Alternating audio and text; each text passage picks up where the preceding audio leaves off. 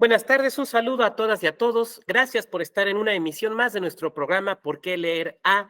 En esta ocasión dedicado a Hannah Arendt. Y para este programa nos va a acompañar el doctor Osvaldo Chacón.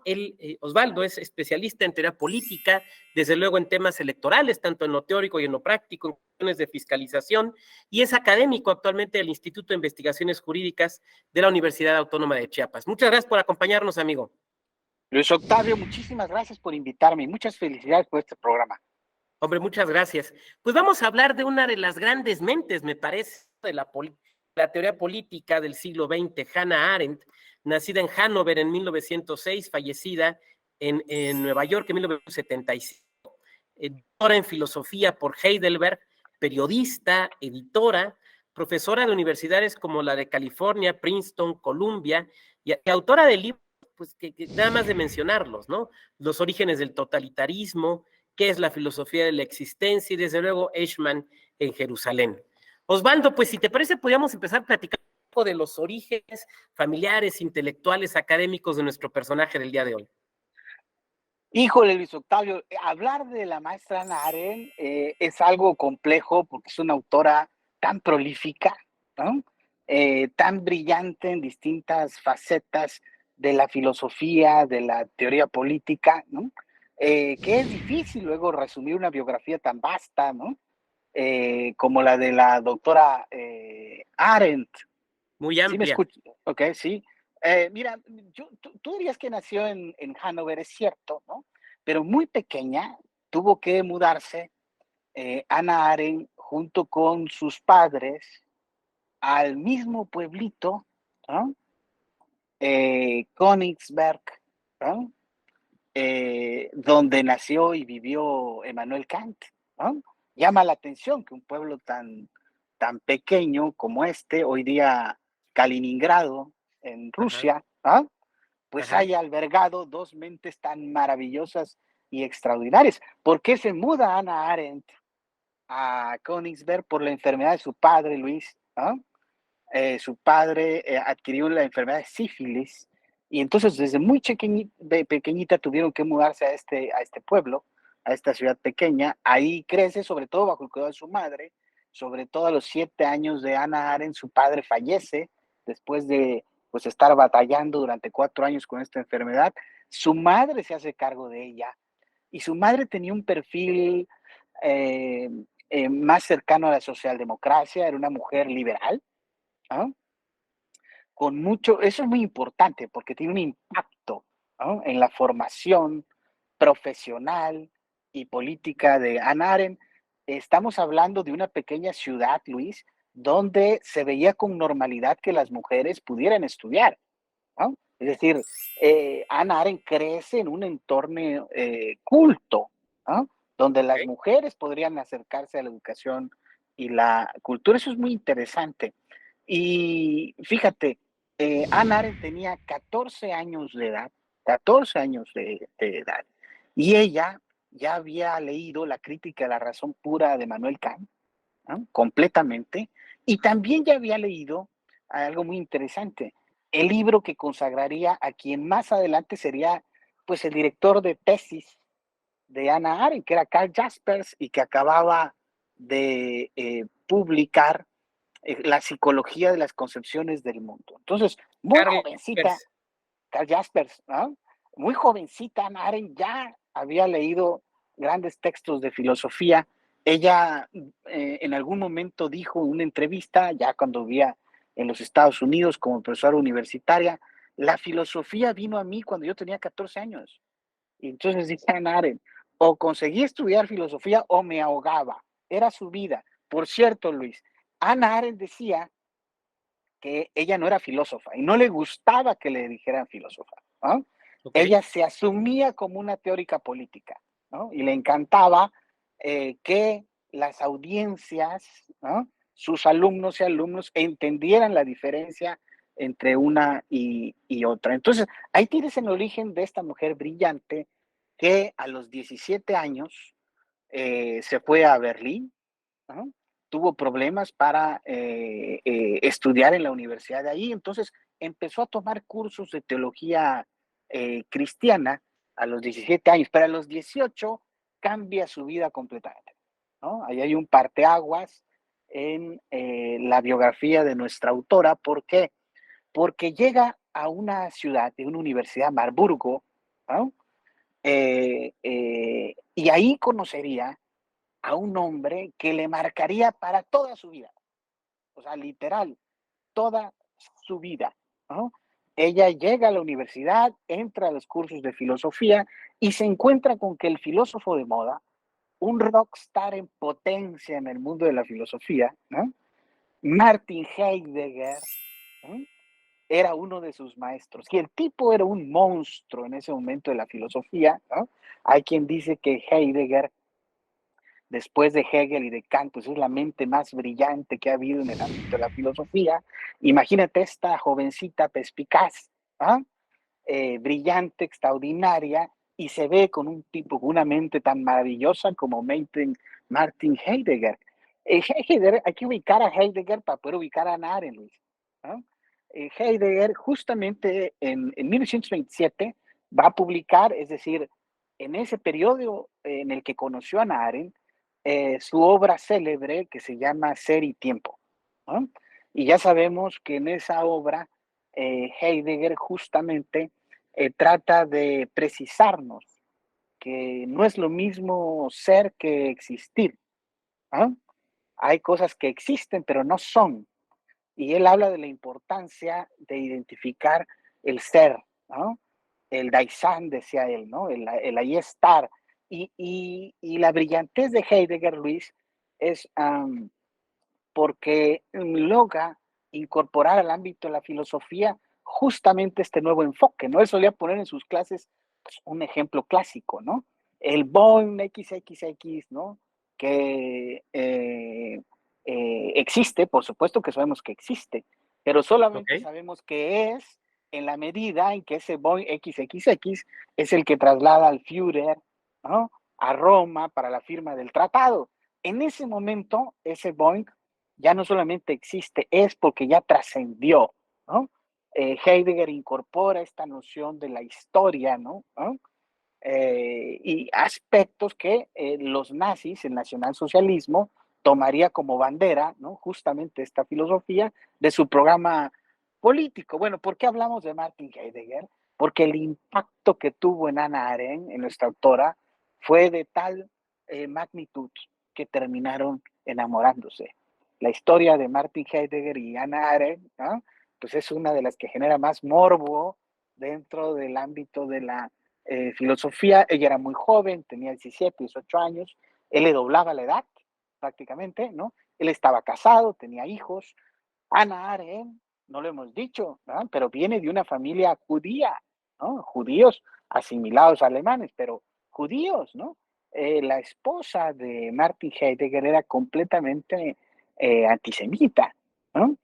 Estamos hablando de una relación, pues, que tuvo que mantenerse en secreto durante 2 años, pero fue tan intensa que nunca terminaron de comunicarse, ¿no?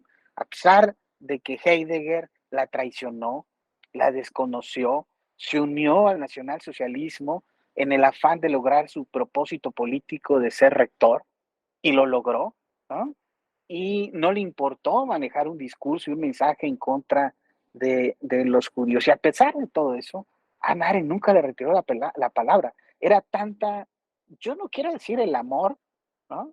No me quiero meter en esas cosas, pero sí la admiración que sentía Nare por Heidegger, algo extraordinario. Luis, se cartearon toda la vida. Iniciaron carteándose cuando hizo a morir en 1924, y la última carta entre los dos fue 5 meses antes de que ella muriera en 1975. Él murió 5 meses después de Hannah Arendt. Sus cartas están publicadas en un texto que se llama Correspondencias, justamente de 1924 a 1975, que publicó la biógrafa de Hannah Arendt en 1979. Pero ve lo que se decían. Yo creo que es importante que la audiencia conozca un poquito de ello, ¿no? Si me lo Me queda permites, claro, ajá. me queda claro que Heidegger pues no era un buen tipo, ¿no? Ahora, tú señalabas algo muy interesante, el origen judío de Arendt Y entiendo que esto también implicó después un compromiso incluso político ya desde la época de, poco antes de la Segunda Guerra Mundial y desde Alemania, ¿no? Sí, Hannah Arendt estuvo ligada al sionismo, al movimiento judío que buscaba justamente la reivindicación del pueblo judío en Israel, ¿no? Sin embargo, nunca fue una radical. Y por supuesto, en la última etapa de su vida, ya en los Estados Unidos, y ahorita vamos a hablar de Eichmann en Jerusalén, quizás la obra por la cual es más conocida, la maestra Hannah Arendt, pues maneja posiciones que no fueron del agrado, ¿no?, del judaísmo más radical. Pero mira, yo quería leerte nada más algunos breves fragmentos de lo que se carteaban Hannah Arendt y Martin Heidegger. Mira, esta carta es del 10 de febrero de 1925. Dice: querida señorita Arendt, aún debo ir a verle esta noche y hablarle al corazón. Todo debe ser llano y claro y puro entre nosotros. Solo entonces seremos dignos de encontrarnos, ¿no? El hecho de que usted llegara a ser alumna mía y yo su maestro es solo el origen de aquello que nos ocurrió. El 22 de abril de 1928, Hannah Arendt escribe una carta a Martin Heidegger y le dice: te amo como el primer día, lo sabes, y siempre lo he sabido, incluso antes de este reencuentro. Déjame decirte que en 1961, durante un homenaje que se le hizo a Heidegger, la maestra Hannah Arendt mostró su molestia en contra de él porque eh, ella ya había publicado para entonces dos de sus célebres más, de sus obras más célebres, Los orígenes del totalitarismo y la condición humana, y él no se había dignado a hacer ningún comentario, ninguna felicitación, y eso a ella le molestaba. Decía que estaba profundamente decepcionada de Martin Heidegger. Y entonces en ese discurso, Arendt dice: nosotros que queremos homenajear a pensadores, no podemos evitar encontrar llamativo, incluso enojoso, que tanto Platón como Martin Heidegger, en el momento en que se mezclaron con los asuntos humanos, tomaron su refugio en tiranos y caudillos. De Platón, ya sabemos, ¿verdad? Tuvo una experiencia con el rey Dion, cuando él explicó su teoría del filósofo rey, ¿no? Y Martin Heidegger terminó siendo el filósofo de cabecera del régimen del Führer de Hitler. Pero a pesar de ello, insisto, Hannah Arendt nunca terminó de cartearse y de admirar a Martin Heidegger. Jaspers es realmente con quien ella trabaja su tesis. Mantuvo una relación secreta con Heidegger 2 años, del 24 al 26. En el 27 ella se acercó a Husserl, el gran teórico de la fenomenología, que había sido el maestro de Martin Heidegger, ¿no? Y sin embargo, termina yéndose a Heidelberg y trabajando con Jaspers. A su vez, era alumno, o fue alumno de Max Weber, y con él trabajó su tesis, que termina siendo su primer libro, Luis, ¿no? Era una tesis esta de Hannah Arendt, donde se refiere al concepto del amor en San Agustín, ¿no? Okay. ¿No? Ojo, mientras su gran amor Martin Heidegger era célebre por hablar del existencialismo, ¿no? Y por hablar de la importancia incluso de sacrificar la vida en función de misiones históricas, ¿no? Arendt prefiere hablar del amor, ¿no? Hay como una respuesta también en su línea de trabajo a la mala experiencia que había tenido con Martin Heidegger. A partir de ahí, Luis, no vamos a encontrar en nuestra autora una publicación, sino más bien ensayos, artículos de revista que ella estuvo publicando en los años 30 durante su exilio, ¿no? En 1933 ella tuvo que moverse ya con su primer esposo a París, ¿no? Y estuvo pues prácticamente 7 años en París y ahí convivió con personas extraordinarias, ¿no? principalmente con un tipo brillante, Walter Benjamin, ¿no? Que Arendt aseguraba Otro que gran va, nombre. ¿no?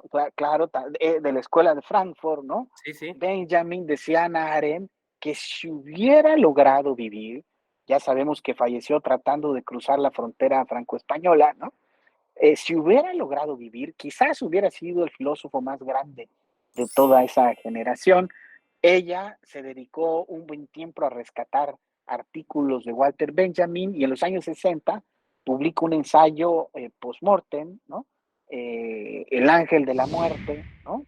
Donde ella hace el prólogo y agrega un capítulo adicional.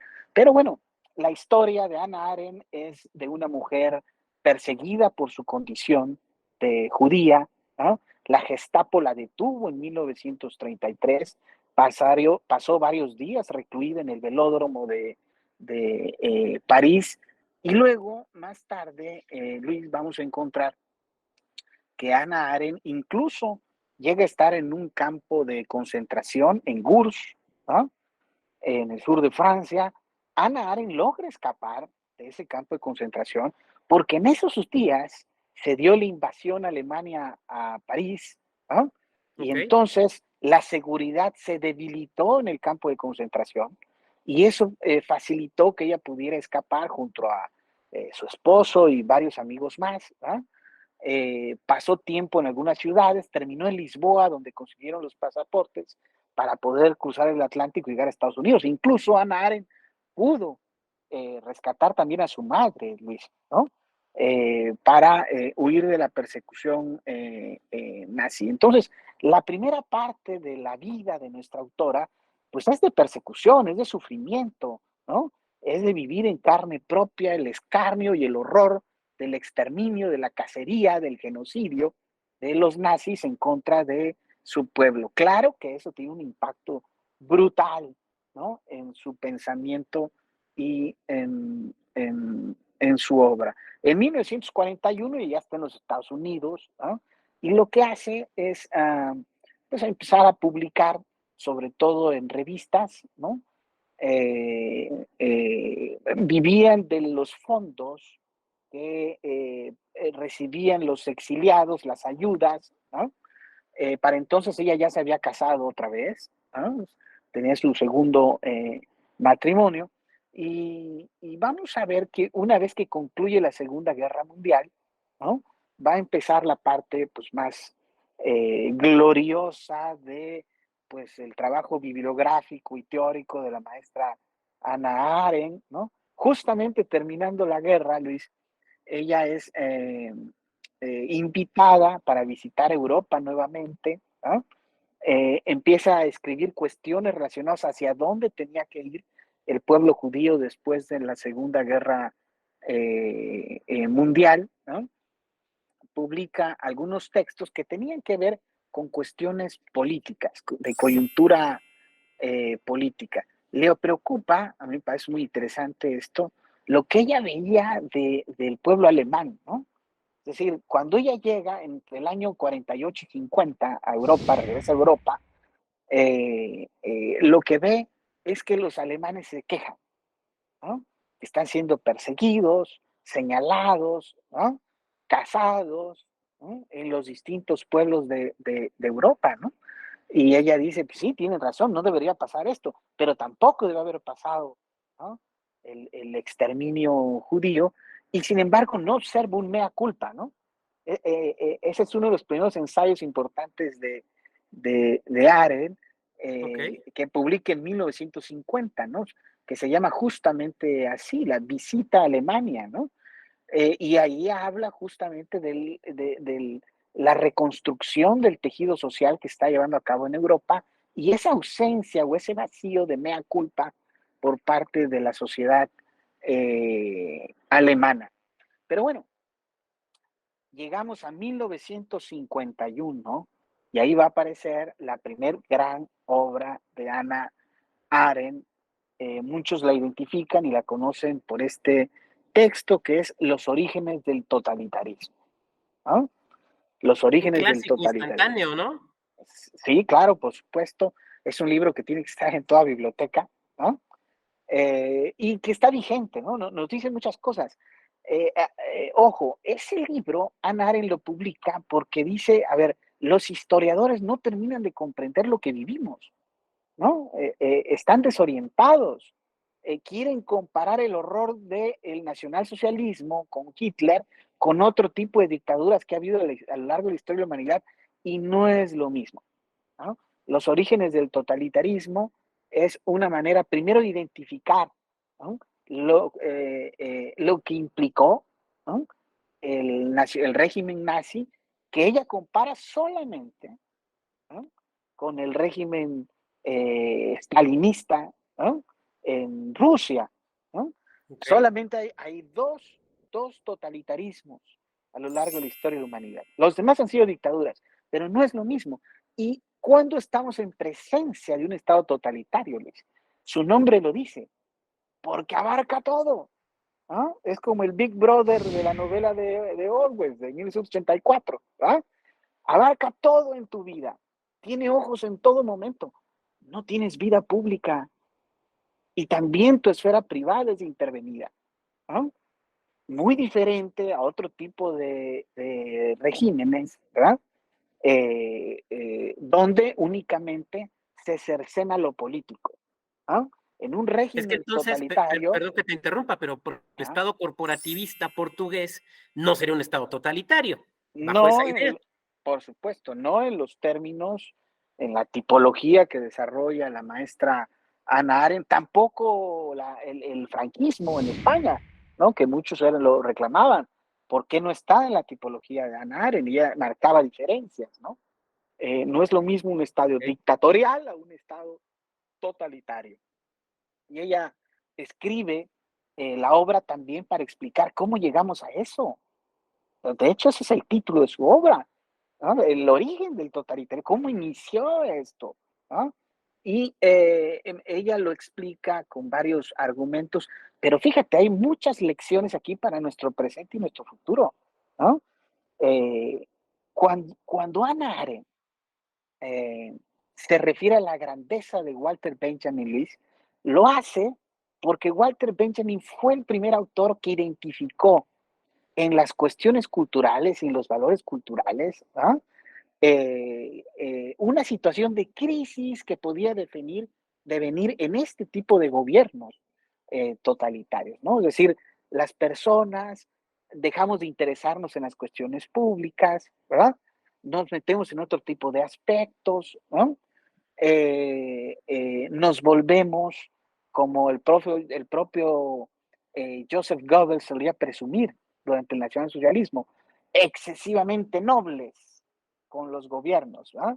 Nos abstraemos de las cuestiones públicas, de las cuestiones políticas. Hay una cuestión cultural que propició la llegada del totalitarismo. ¿verdad? No todo tuvo que ver con las cuestiones políticas. Las cuestiones culturales importan mucho. Y otro entre los varios aspectos que, bueno, ella habla es el hombre masa, dice Hannah Arendt, ¿no? Que es el que se caracteriza por su falta de relaciones sociales, por su aislamiento. Dejamos de ser políticos. Esa es la lección de la tipología de Hannah Arendt y su identificación del totalitarismo, ¿no? Una sociedad donde dejamos de ser políticos. Somos pospolíticos o apolíticos, ¿no? Y también ella se refiere, por ejemplo, al papel de los partidos políticos, ¿no? Fueron excesivamente frágiles y débiles. Y bueno, ¿y qué me dices de los académicos, de los intelectuales? Ella también se mostraba decepcionada. Nadie dijo nada. En algún momento Ana Arendt reclamaba, pues está bien que no marches y que no protestes, ¿verdad? Pero por lo menos con tu silencio marcas tu disgusto. No, los académicos intelectuales, Luis, se volvieron panfleteros, ¿no? De la política que se estaba llevando a cabo en esos tiempos. Y eso es algo que Ana Arendt advierte en Pues los nada más orígenes recordar del a Carl Schmitt, totalitarismo. ¿no? Claro, Carl Schmitt, que termina siendo este gran constitucionalista, ¿no? Pues termina siendo el abogado del régimen, ¿no?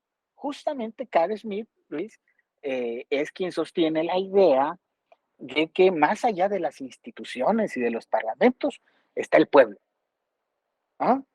Y que el líder político tenía la legitimidad del pueblo para llevar a cabo sus grandes transformaciones. Y ven los peligros, los riesgos y los resultados que generó eso. Entonces, la historia sigue dándonos grandes lecciones, ¿no? Bueno, fíjate, Luis, que en 1958 nuestra autora va a publicar lo que a mi juicio es su obra más relevante. A mí me encanta. Se llama La condición humana. ¿Ah?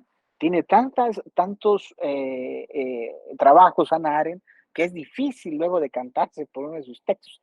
Pero La condición humana me parece un ejercicio tan extraordinario y me parece tan relevante para la historia de la teoría política, la filosofía política y las ideas políticas, porque rescata algo que estaba muerto. ¿No? Con la condición humana rescata la profesora Arendt algo que estaba muerto. La política, pues era estudiado en términos más bien históricos. ¿No? Ella misma se muestra muy crítica de pues los teóricos políticos del siglo XVII, del siglo XVIII, del mismo Marx, ¿no? Porque dice, a ver, todos han entendido la política únicamente en función de la lucha por el poder, ¿no? En su relación con la violencia, ¿no? Y han dejado a un lado lo político, ¿no? Ella quiere observando la historia de la democracia ateniense y sobre todo la República Romana, Luis, ella quiere destacar ese ideal republicano que ya se perdió en las democracias contemporáneas. Ibas a decir algo, ¿no? ¿Qué entendía por lo político? Lo político, la maestra Arendt lo entendía como acción, incidencia en el espacio público. Ok. Y eso había dejado de estudiarse, Luis. ¿Ah? No era parte de los trabajos clásicos sobre política. Se hablaba de política en función de lucha por el poder. ¿No? Y esto vuelve grande a la maestra Arendt. ¿No? Por eso ella es un clásico, ¿no? Porque rompe paradigmas, vuelve interesante otra vez el estudio sobre la política. Y básicamente, a ver, en ese texto ella quiere referirnos, Luis, a las condiciones, ¿no? En el que desarrollamos nuestras principales actividades, Ok. ¿no? Eh, y ella diferencia, a ver, no es lo mismo la condición humana a la naturaleza humana, ¿no? Es su primer matiz, ¿no? La naturaleza humana la vamos a tener donde quiera que esté. Ella misma en su texto pone el ejemplo de qué pasa si nos vamos a este planeta ya no tiene futuro y nos subimos a una nave espacial y nos vamos a Marte. ¿Ah? ¿Qué va a pasar ahí? Pues vamos a seguir siendo humanos aunque estemos en Marte, pero las condiciones van a ser diferentes. Ella se Ok, refiere a las ok. condiciones de nuestras actividades aquí en la Tierra. Claro, condiciones de las cuales podemos ser parte todos los seres humanos, sin excepción, por el hecho de ser humano. ¿No? Por ejemplo, el pensar no es parte de los elementos de la condición humana, porque de manera sarcástica la maestra Arendt diría, quizás no todos estemos en condiciones de pensar, ¿ah? O de reflexionar, pero sí habla, por supuesto, de la labor, del trabajo y de la acción, y por supuesto que ella parte de diferenciar la vida activa de la vida contemplativa, ¿no? Ok. Ella, ella ahí tiene un tema, Luis. La vida en los clásicos, cuando se hablaba del ideal republicano, el ciudadano ideal, ¿no? Eh, eh, se destaca, ¿no? La superioridad y los valores de la vida contemplativa, porque cuando estamos alejados de todo, ¿no? Es cuando llegan las ideas, ¿no? Cuando podemos pensar, reflexionar, ¿no? Y ella dice, hasta la religión ayudó a esa superioridad de la vida contemplativa. Por ejemplo, el cristianismo al ofrecernos la vida eterna. O sea, lo que importa no está en este mundo terrenal, está en otro. ¿Ah? Entonces ya deja de importar. Aquí pasa un segundo plano lo que vamos acá. ¿Ah? Y ella le preocupa eso. Ella quiere, en la condición humana, convencernos de que sí es importante y relevante regresar a la acción, ¿ah? A la vida activa. ¿No? Eh, Fíjate que hay un autor ahorita de moda, seguramente la audiencia lo ubica muy bien, Byung-Chul Han, ¿no? Este filósofo sudcoreano que en los últimos años pues es ha tenido récords de ventas de Un muchos referente. de sus libros, todos muy cortitos, muy pequeños, ¿no? Pero justamente Byung-Chul Han en sus textos se opone a Hannah Arendt, ¿no? Las tesis de Byung-Chul Han tratan de decirnos, no, es que Hannah Arendt dice que el escenario ideal del ser humano es lo político, las cuestiones públicas, ¿no? Pero eso, pues es acción, es trabajo, es cansancio, ¿no? Él habla de la sociedad del cansancio, de ese malestar que genera la actividad. No, tenemos que regresar a la vida contemplativa, ¿no? Hay todo un debate, pues, entre la tesis de este Byung-Chul Han y lo que decía la maestra Hannah Arendt. Pero para ella, y esa es la esencia de la condición humana, ¿verdad? Convencernos, ella trata de convencernos de la importancia de la vida activa en la que se desarrollan tres acciones: la labor, el trabajo y la acción, ¿no? La labor Ok. tiene que ver con la satisfacción, Luis, de pues nuestras necesidades básicas, ¿no? Es la vida misma, nos diría Hannah Arendt. Y por lo mismo, es la actividad más antipolítica o apolítica de todas. ¿Por qué? Pues porque no necesitamos a nadie más, ¿no? Somos nosotros solos. Es el individuo para atender o resolver sus necesidades básicas. Y luego ella incorpora esta idea del trabajo, que ahí sí tiene que ver con un hacer, con una manipulación de la naturaleza para fabricar, producir el arte, ¿verdad? Y finalmente ella habla de la acción, que ya se refiere a la incorporación de los seres humanos a las cuestiones públicas. Y en la condición humana, la maestra Hannah Arendt va como identificando los aspectos fundamentales de la vida en acción. Por ejemplo, la pluralidad o el pluralismo, ¿no? O sea, la acción es posible solamente en un entorno, ¿no? Donde somos diferentes. Ella está en contra de todas esas propuestas o proyectos, ¿no? Que tratan de homogeneizar a los seres humanos. Hoy día se habla de, Diríamos bueno, entonces, perdón que te interrumpa, sí, sí. pero podríamos decir entonces que quienes trabajan temas de multiculturalidad, por ejemplo, la pueden referir como, la pueden utilizar como un referente, visitar como un referente. Sí, no, ¿no? O sea, porque ¿cuál es el problema del multiculturalismo o del comunitarismo, Luis? ¿No? Que dentro de esas comunidades suelen no respetarse las diferencias, la pluralidad que hay dentro de los entes comunitarios. A ella no le gusta, por ejemplo, hablar de cuestiones religiosas o étnicas justamente por eso, ¿verdad? Porque eso mata lo político. Es como la idea de pueblo que ha estado presente desde el surgimiento del Estado moderno, ¿no? Siempre que hacemos referencia a la idea de pueblo, ¿verdad? Tratamos de meter a todas las personas en una sola bolsa, ¿no? Y eso mata la política, ¿no? Eso es algo que a ella le preocupa y le inquieta. Fíjate que de lo que estás diciendo aquí, me parece que hay mucho contrapunto justamente con Schmitt, ¿no? Que Schmitt es un poco constitucionalista, pero también es un poco teórico político, o sea, es un pez de agua salada y agua dulce, ¿no? Sí, claro, pero Schmidt entiende la política en esa connotación de amigo-enemigo, ¿verdad? Sí, sí. Desde una perspectiva de la lucha por el poder, ¿no? Y de la violencia, y en ese sentido Hannah Arendt lo equipara a todos los estudios teóricos que han habido hasta ahora. Ella quiere rescatar, ¿no? Una perspectiva distinta de la política, ¿no? Que tiene que ver con la incidencia de los individuos en la arena pública, ¿no?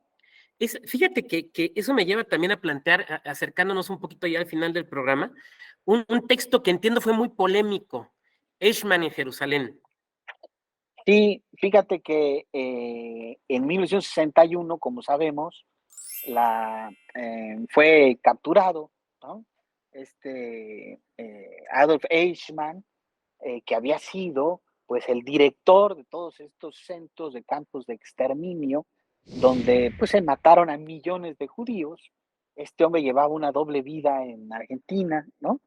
Eh, la Mossad, la policía judía, lo identificó, hubo todo un escándalo porque pues literalmente lo secuestraron sin permiso y se lo llevaron a Jerusalén para ser juzgado, ¿no? El gobierno de Perón reclamó, estuvo a punto de desatarse una guerra por esa situación, pero al final del día inició el juicio a Eichmann y nuestra querida maestra Ana Arendt, para entonces, Luis, ya era pues profesora en la Universidad de Princeton, en Nueva Jersey, y trabajaba en el New Yorker, ¿no? Entonces el New Yorker le propuso, oiga, pues usted pues es sobreviviente de esto, ¿quién mejor que usted para que vaya y cubra para la revista el juicio? Y la maestra Ana Arendt nos dice en esta obra que ella publica 2 años después, en 1863, ¿no? Que fue una verdadera pesadilla tomar la decisión de ir o no. O sea, porque era revivir en su mente el horror del exterminio, la muerte, ¿no? No fue una decisión sencilla y al final decidió que sí iba a ir, a pesar de que muchos le sugirieron que no lo hiciera, y entonces ella cubre el juicio, ¿no? Ella cubre el juicio a Eichmann, está presente ahí durante el juicio a Eichmann, y ella narra en su texto Eichmann en Jerusalén, Luis, que en el vuelo de Nueva York a Jerusalén, por su mente pasaban tantas cosas de miedo, no podía descansar, no podía dormir, o sea, me voy a encontrar al diablo, o sea, ¿cómo es físicamente el diablo? Una persona que es capaz de generar tanto daño, tanto terror, tanta muerte, tanta violencia. Ella se esperaba lo peor. Y ella, cuando llega al juicio, lo que advierte es que se encuentra a un individuo que lejos de representar lo que ella tenía, pues era un tipo hasta chistoso, un tipo que hacía chistes en el estrado, Luis, para justificar que lo que había hecho era pues porque solo recibía órdenes y no había considerado las consecuencias de las órdenes que recibí de esos actos. Y Un entonces tipo dice que la además, maestra Aren, creo recordar que incluso lo identifica como alguien no particularmente brillante, ¿no? no, al contrario, ¿no? Entonces ella dice, a ver, yo esperaba encontrarme al diablo y me encontré un imbécil, ¿no? Un tipo que ni siquiera, ¿no?, era consciente de sus actos. Y entonces ella matiza la maldad, ¿no? Escribe Eichmann en Jerusalén para acuñar un concepto que ella denomina la banalidad del mal o el mal banal. Hay personas que son malas, ¿ah?, el mal radical, el mal porque es malo, y hay personas que son malas simplemente porque no piensan, porque no reflexionan.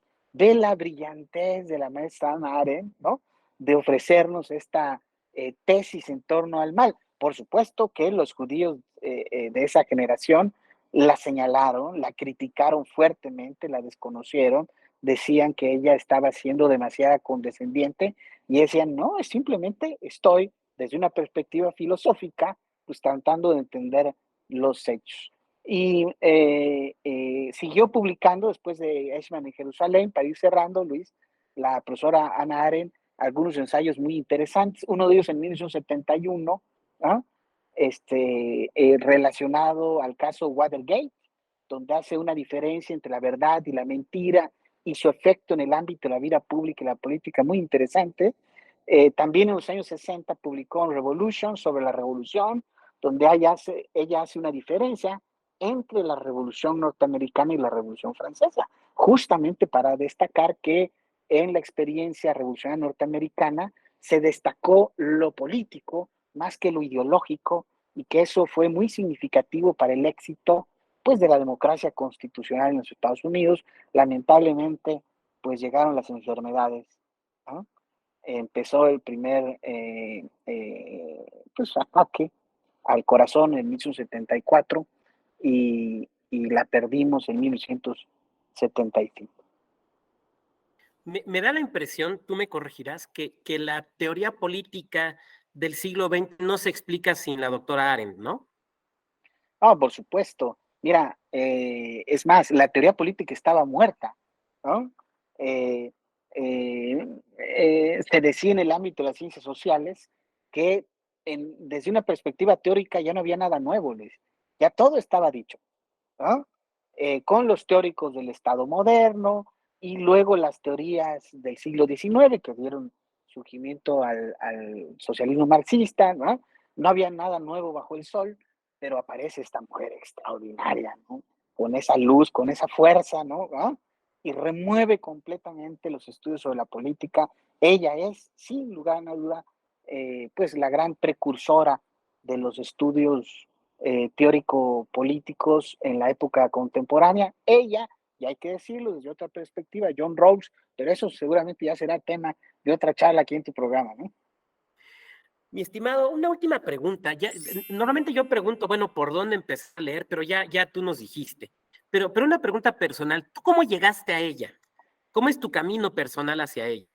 Bien, yo conozco a Ana Arendt por mis estudios de doctorado. Yo estudié teoría política en el posgrado en la Universidad Autónoma de Madrid y es imposible hablar de teoría política contemporánea sin aproximarse a esta autora. Y pues desde la primera vez que empecé a leerla con Eichmann en Jerusalén, ¿no? Digamos que empecé de adelante para atrás, ¿no? Pero a partir de ahí, ¿no? Pues me he convertido en un fan, ¿no? Lo digo cada vez que puedo públicamente, me considero arendtiano. Creo que la profesora Arendt sí tiene un impacto intelectual y académicamente muy, muy fuerte en mi formación. Le debo muchas cosas, le tengo mucha gratitud, pero no solamente yo, sería muy egoísta decirlo, ¿no? Hay redes incluso a nivel internacional donde se sigue destacando las grandes aportaciones de esta autora, ¿no? Yo empecé diciendo, es tan prolífica que cuesta trabajo luego centrar un poquito, abordar su obra, ¿no? Yo invitaría a la audiencia, si es que alguien no la conoce, que creo que todos a estas alturas más o menos ya nos hemos aproximado algo de su obra, que estudiáramos un poquito más de ella, ¿no? Pues mi estimado, a nombre de la magistraturas superiores, desde luego de la Escuela Judicial Electoral, pues te agradezco mucho el tiempo que nos has dedicado. Luis Octavio, un honor para mí, te mando un gran abrazo a ti y a toda tu audiencia. Pues un abrazo y sobre todo a todas y todos quienes nos han visto en esta emisión, les agradecemos mucho que nos sigan acompañando en estas emisiones de Por qué leer en una ocasión dedicada a Ana Arendt. Muchas gracias, muy buena tarde. Hasta luego.